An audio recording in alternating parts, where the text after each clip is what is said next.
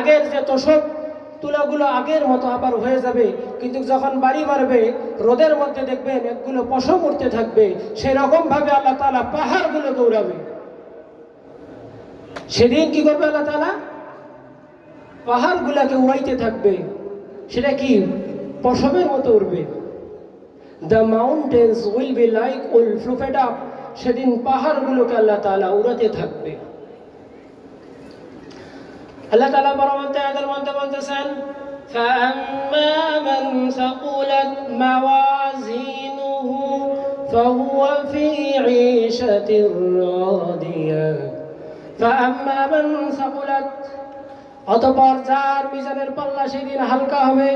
فَأَمَّا مَنْ ثَقُلَتْ, অতঃপর যার মিজানের পাল্লা সেদিন ভারী হবে।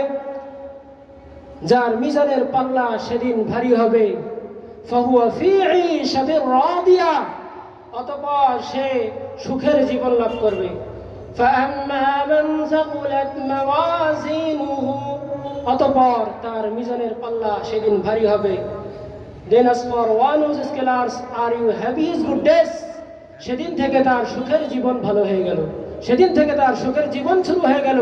فَهُوَ فِي عِيشَةٍ رَاضِيَةٍ, সেটা অনন্তকালের জন্য সুখের জিন্দেগি লাভ করলো। He will be in a pleasant life, তার লাইফটা সেদিন থেকে ভালো হয়ে গেল। প্লেসেন্ট লাইফ, তার লাইফটা সেদিন থেকে কি হয়ে গেল? ভালো হয়ে গেল। আল্লাহ তাআলা পরবর্তী আয়াতের মধ্যে বলতেছেন, وَأَمَّا مَنْ خَفَّتْ مَوَازِينُهُ فَأُمُّهُ هَاوِيَةٌ। আল্লাহু আকবার বলেন।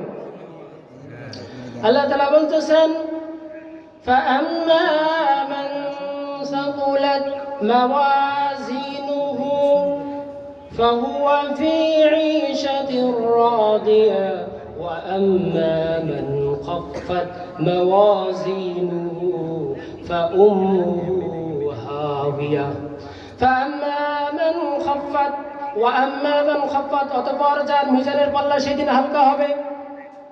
যার মিজানের পাল্লা সেদিন হালকা হয়ে যাবে, তার আর খারাপ কিছু আর আছে? যার মিজানের পাল্লা হালকা হয়ে যাবে, সেদিন থেকে তার ধিক্কার হওয়া শুরু হবে।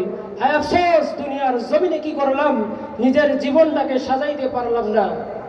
অতঃপর যার সেদিন মিজানের পাল্লা হালকা হবে, but as for one whose scales are light, সেদিন থেকে তার খারাপ জিন্দেগি শুরু হয়ে গেল। আল্লাহ তাআলা আমাদেরকে মাফ করুক।